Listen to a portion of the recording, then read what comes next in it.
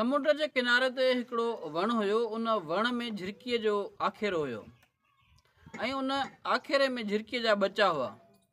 हिकिड़े ॾींहुं उन आखेरे मां झिरकीअ जो हिकिड़ो बचो किरी पियो।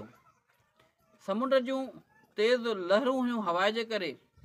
झिरकीअ पंहिंजे बचे खे समुंड जे लहरुनि जे विच मां समुंड जे पाणी जे मथां खणण जी कोशिशि कई, पर हूअ पंहिंजे बचे खे खणी न सघी।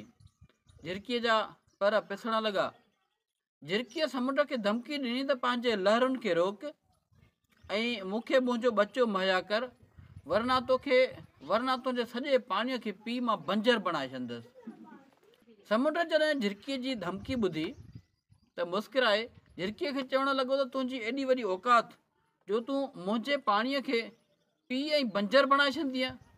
समुंड झिरकीअ खे चयो त मां अगरि चाहियां त पूरी दुनिया खे ॿोड़े सघां थो। बहरहाल झिरकीअ पंहिंजी हार न मञी ऐं समुंड मां वञी पंहिंजी चुंभ ॿोड़े ॿाहिरि वई। उहो पाणी हारे वरी हिकु दफ़ो आई समुंड में। केतिरा ई दफ़ा 7-8 दफ़ा हिन उन शइ खे वरजायो। एतिरे में इतफ़ाक़ सां जॾहिं हवा जे करे लहरुनि जो हिकिड़ो वहकिरो आयो त झिरकीअ जो बचिड़ो वञी समुंड जे किनारे ते पहुतो। झिरकीअ बचिड़े खे खयों ऐं पंहिंजे आखेरे में विहारियो।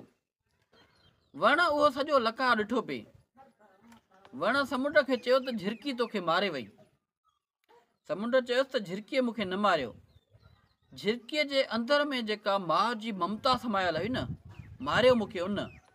छो त झिरकीअ जंहिं जज़्बात सां जंहिं शिदत सां मुंहिंजे पेट मां पाणी थी पीतो, मूंखे ईअं पियो लॻो त वाक़ई हीअ मूंखे बंजर बणाए छॾंदी। जॾहिं कंहिं माउ जे साम्हूं उन्हनि जी बचनि ते का तकलीफ़ या मुश्किल वक़्तु ईंदो आहे त यकीननि जेका माउ जी ममता हूंदी आहे उन जी जज़्बात जी शिदत जी जेतिरी बि ॻाल्हि कजे उहा घटि आहे।